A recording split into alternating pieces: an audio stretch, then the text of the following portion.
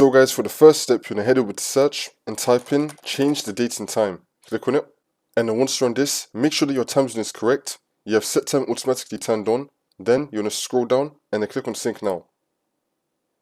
Make sure that your date and time is fully synced up. And now for the second step, you're going to head over to search and type in registry editor. Click on it and then click on yes. And then once you run this, you can follow everything that I'll be doing up here. So first you want to expand HK local machine. Then you want to expand software. Then you want to expand policies.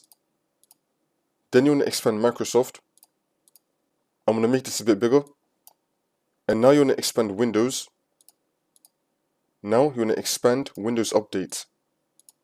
You should be having a folder called AU. Once you find the AU folder, you want to right click on it and then click on delete. And then click on yes. Delete that AU folder.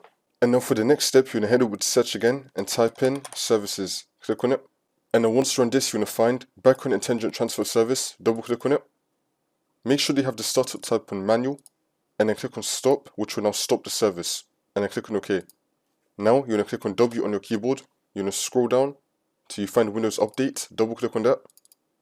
And then do the same thing. Startup type on manual. And then service status on stop. So you're going to click on stop, which will now stop the status. And then click on OK. And now you're going to head over to search again and type in File Explorer. Click on it. On the left hand side, you're going to scroll down and then click on this PC. Find your Windows drive that has the Windows logo on it. Double click on it. And then click on Windows. Scroll down till we find Software Distribution. Here it is. Double click on this.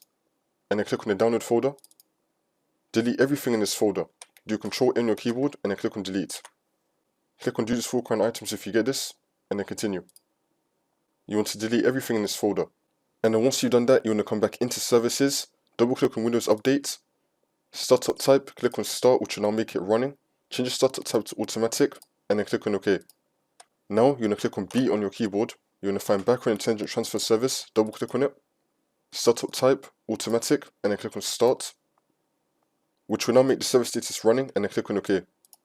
And now for the next step, you're going to head over to search and type in troubleshoot settings. Click on it. And then once you run this, you want to click on other troubleshooters. And now you're going to find Windows Update. Click on run. Wait for this to load. And now if it detects anything, it will try to fix it for you. Now for the last step, you just want to restart your computer and then the problem should be fixed.